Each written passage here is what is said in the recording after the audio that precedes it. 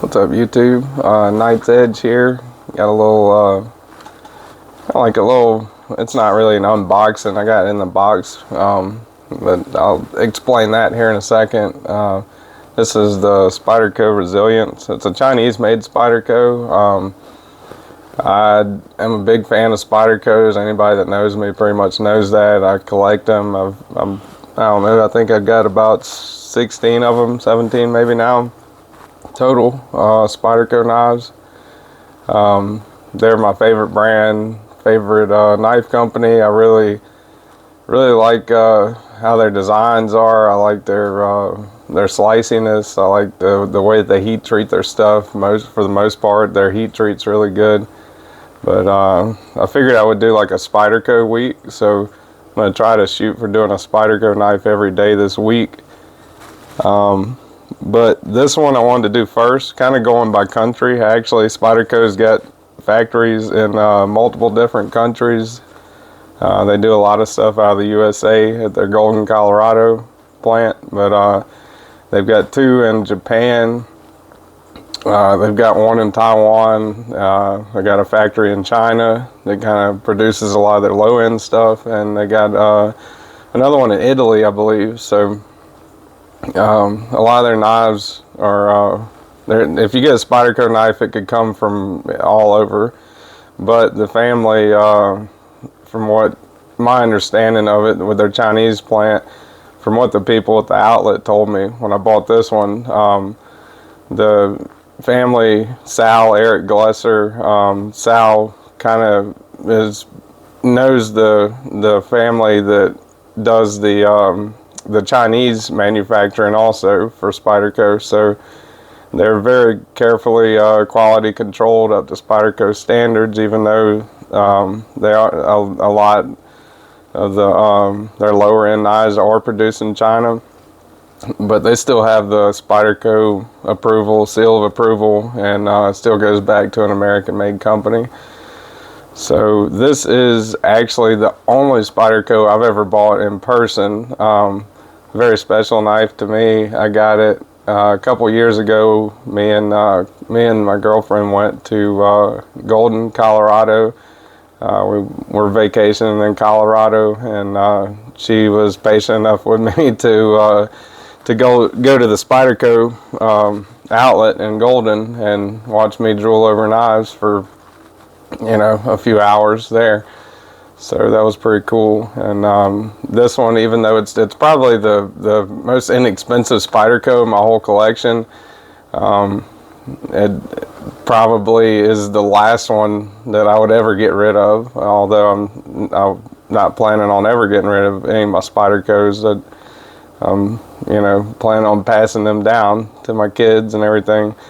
But this has a special place in my heart, kind of as far as my Spyderco knives go. So I figured this would be a pretty good one to start the week with. And after this one, I'm just going to go by country. So I'll do Japanese, I'll do Taiwan, and then I'll do USA to finish it out.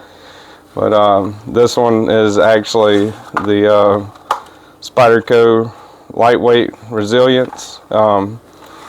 They had a lot of really cool Spyderco knives there, a lot of them that I really liked a lot more than this one initially, but we were kind of on a budget, and I wanted to buy a Spyderco knife at the Spyderco place, even though this one's not made in Golden.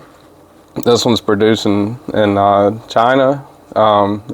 It has a very special place in my heart because this is the only one I've ever bought from the Golden, Colorado outlet.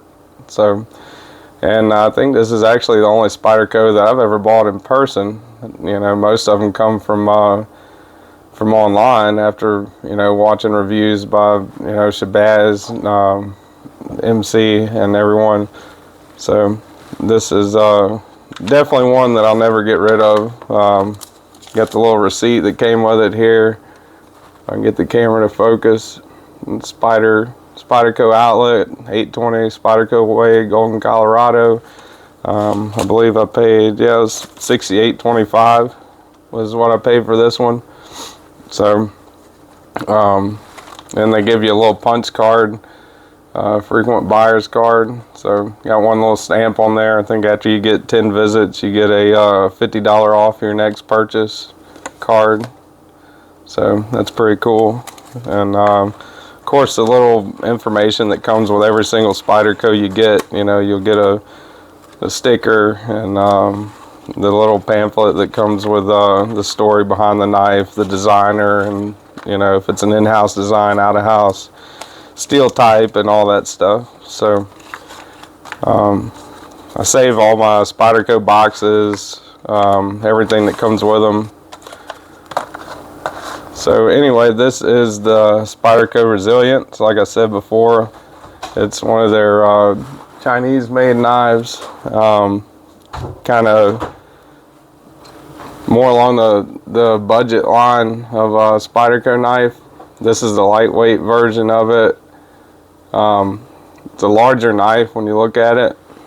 They have a regular version of the Resilience that has the G10 scales, but this is the lightweight one. I kind of like this one the best. They run on, this one's running on phosphor bronze washers, so it doesn't have like a guillotine action or anything. Pretty good action. It's just a really big knife. There's actually a story, couple different articles of a Russian guy that killed a bear with this thing. If you Google it, I think you could probably find it. Google Russian guy kills bear with Spyderco knife. I thought that was pretty cool. You know, it is a really large knife. But we'll go ahead and do the specs, size comparisons, and everything. Do a measurement. I just kind of wanted to give you guys a backstory before I started off on it, because as far as my Spyderco go, this is probably, you know, if it wasn't sentimental value, this is probably the least valuable of the Spydercos I have. But to me, it's probably the most valuable, you know, because it kind of marks a good time that I had, and that me and my girlfriend had together, and a really good experience that I'd like to do again was visit the Golden, Colorado plant. So you're looking at a really large knife. It's sitting at about 9 3/8 overall from the tip all the way to the end of the handle. Blade length sits right at 4 1/4 on the blade length, and 4 1/4 for the sharpened edge. There's no choil. It goes all the way back to the end of the cutting edge goes all the way back to the end right by the handle. So do size comparisons. Usually I start off with Spydercos, but I'm gonna do that last here because this is a Spyderco. So this is the Cold Steel 8010. Really large, broad knife. Still larger than the Cold Steel 8010. So that kind of gives you an idea of the size of it. Let's see what else. Got the this is the Demco 80-20.5. Way bigger than that.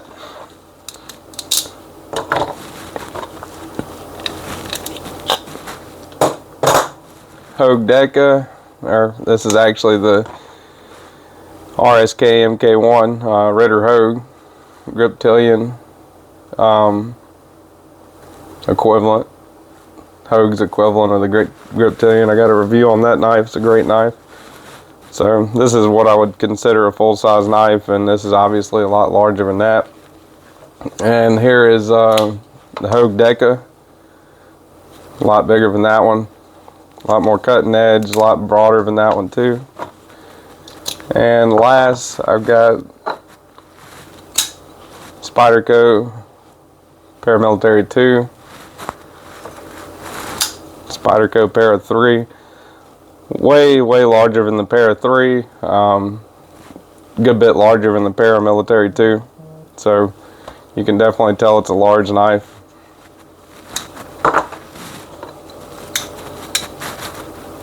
So we did size comparisons. Go ahead and get the calibers out here. Now this knife runs right at about $60 normally.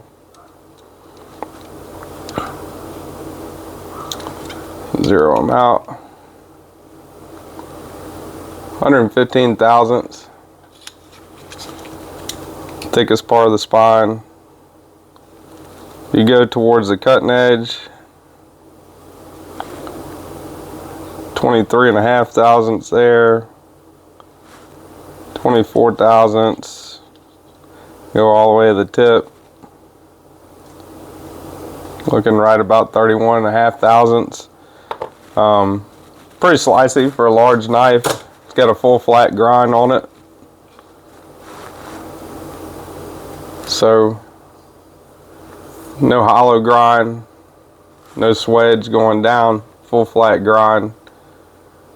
In my opinion, one of the best grinds you can get if you're looking for something that's super slicey, and Spyderco does them better than anyone else, in my opinion. It's one of the reasons I love Spyderco so much. So go ahead and get out the this is a Weehigh bit driver. Check the hardware on this thing. I believe it's T6 all the way around except for the pivot, but I'm gonna double check it. There's my T6. Yeah, T6 on the body.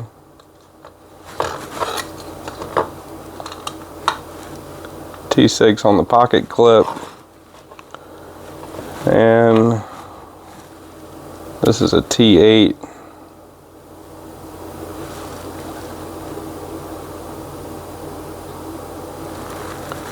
T8. So check the pivot out. Yeah, pivot's a T8. That's good.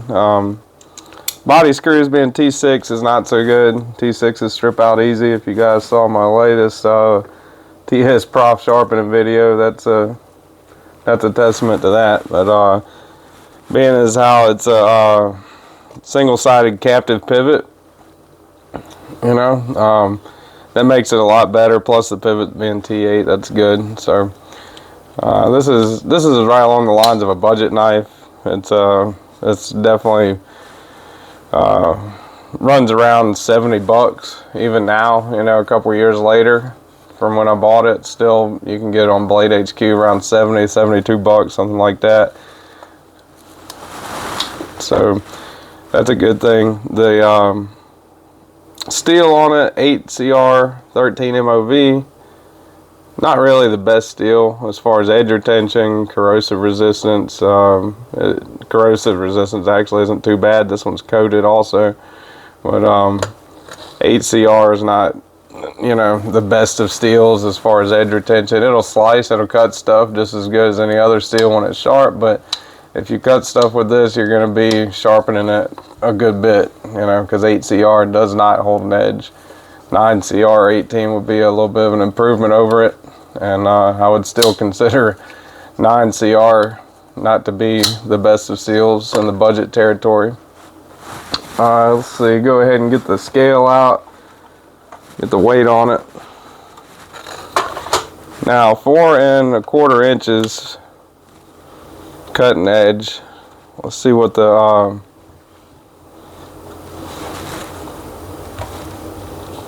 ounce and inch ratio is on this thing.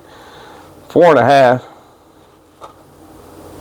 This is the lightweight resilience. 4 1/2 is 4 1/2 is really good actually. You know, that's around the ounce and inch ratio right there, around the what you're looking for as far as ounce and inch when you're EDCing a knife. You know, that's kind of like the rule of thumb. You know, an inch of cutting edge should equal an ounce. You know, that for me, I don't mind if it goes over, you know, a little bit. I'm even more willing, depending on how much I like the knife, the design and everything, to carry a knife that's, you know, over double the ounce and inch ratio. But for a 4 1/4 inch cutting edge knife, that's pretty good.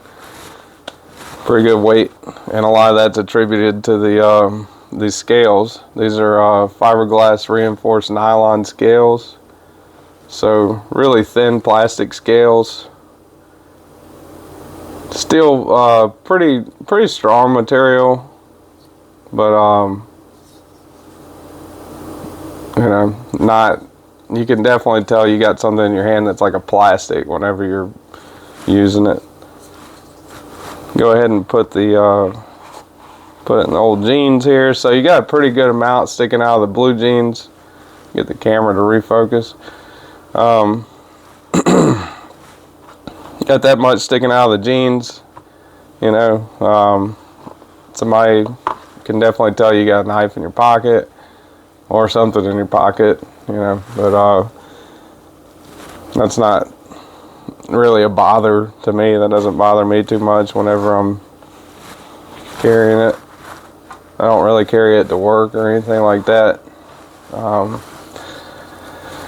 The action, I think I already went over that. It's running on brass, or not brass, phosphor bronze washers. Very good action. Still do the reverse flick with it. Like I said, it's not a guillotine whenever you're bringing it down, even though it's got heavy weight on it, a heavy blade, you know, it's still not a guillotine.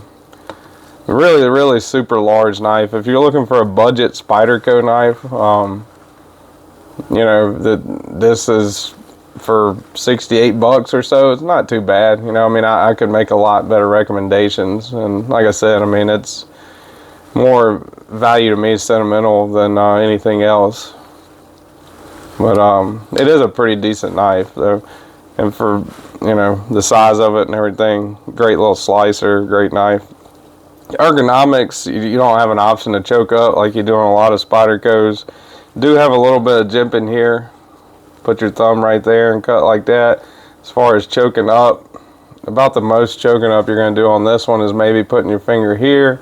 Even then, it's still kind of close to that cutting edge, so it's still pretty decently comfortable in this position though. And oh, also it's a liner lock. So I believe it's the only liner lock Spyderco that I own. Not 100% positive on that, but I think it's the only liner lock Spyderco that I own. So just press that over and it disengages, allowing you to open and close it. So you can do the reverse flick, the Spidey flick just fine with it.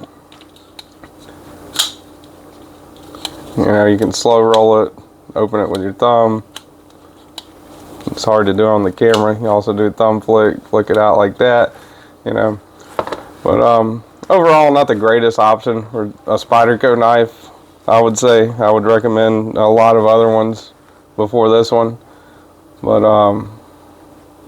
still pretty decent knife, and one that I will most definitely never get rid of. Absolutely love it for all the memories that it has for me anyway. So anyway, I hope you guys liked the video, and if you're not already, subscribe to the channel. I appreciate it. It means a lot. Like the video if you like the content. I'm going to try to put out a Spyderco video every day of the week this week. See how it goes. Do Spyderco week, I guess. So, stay tuned for more, and see you guys on the next one.